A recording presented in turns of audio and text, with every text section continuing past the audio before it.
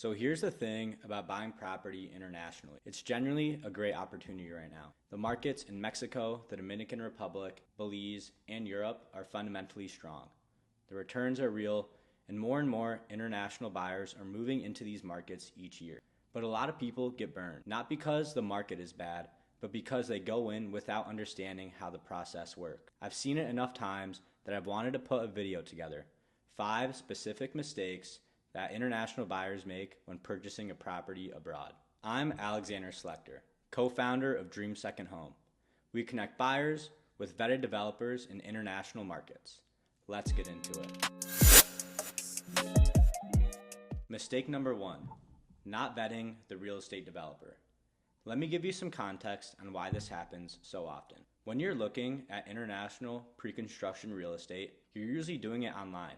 You see renders, you see projected returns. It looks legitimate, and most of the time it is. But the pre-construction space has a real fraud problem, especially in markets like Mexico and the Caribbean. Developers who take your deposit without having permits to build, developments marketed on land that can't legally be sold to foreigners, the same unit being sold to multiple buyers at the same time. And here's what makes it worse. If you're caught in one of these situations, it could be up to $50,000 in legal fees and could take years. Most buyers usually just walk away and take the loss. So what can you actually do about it? You verify the developer before putting any money down. Completed projects, delivered units, permits on file, clean title, previous buyers you could speak to, and if needed, you can even do an in-person visit or work with someone who has. And that's actually the whole reason we built Dream Second Home. Every developer on our platform has been through a proper vetting process. That includes in-site visits. You're not just taking our word for it, we show you our work. Mistake number 2, assuming it works like buying at home. This one catches a lot of people off guard, and it makes sense why. If you've bought property in the US before, you have a framework for how the process works. The problem is, that framework doesn't really apply internationally. Take something as basic as finding a property. The US, you have the MLS. Most international markets don't have the MLS. Agents only show their own inventory, and sometimes foreign buyers are marked up on prices. The legal system is different too. The US runs on common law, and most of Latin America runs on civil law. And that changes how contracts are written, how buyers are protected, and how disputes are resolved if something were to happen. None of this means you can't buy in these markets. It just means you have to go in knowing that the rules are different. Mistake number 3, skipping independent legal counsel. I'm going to be direct on this one because it comes up constantly. Most buyers who skip independent legal counsel do it for one of 2 reasons. Either the developer recommended a lawyer and the buyer just goes with them, or they don't want another expense during the transaction. Here's the issue with the first one. The developer's recommended lawyer works for the developer, not for you. In a transaction where your interests might not align entirely, independent legal review in these markets ranges from $1,000 to $3,000 US. On a $300,000 property, that's less than 1% of the purchase price.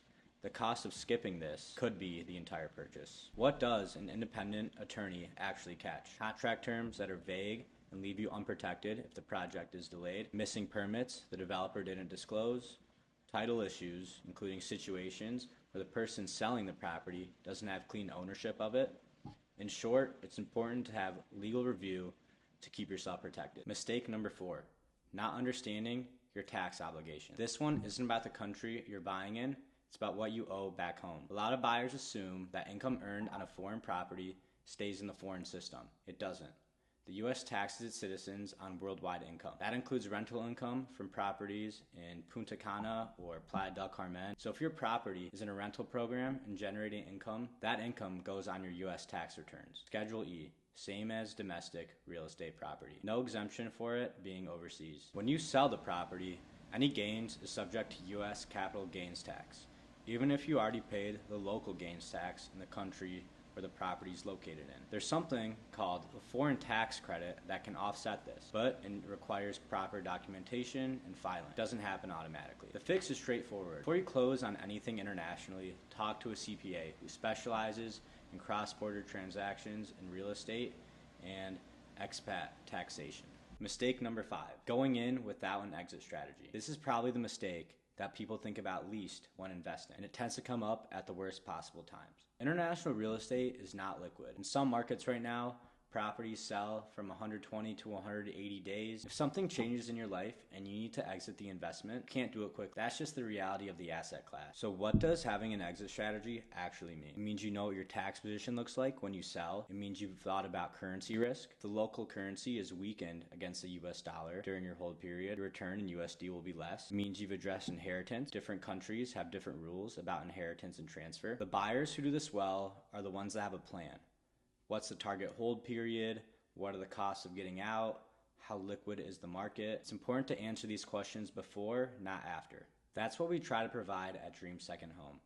Every developer on our platform is vetted, and the process is transparent before any introductions happen. If you're seriously looking at an international real estate purchase right now, go to dreamsecondhome.com, submit an inquiry, and we'll connect you directly to the right developer. And the link is in the description. If this was helpful, subscribe. We put out one video a month covering topics like this. That's it.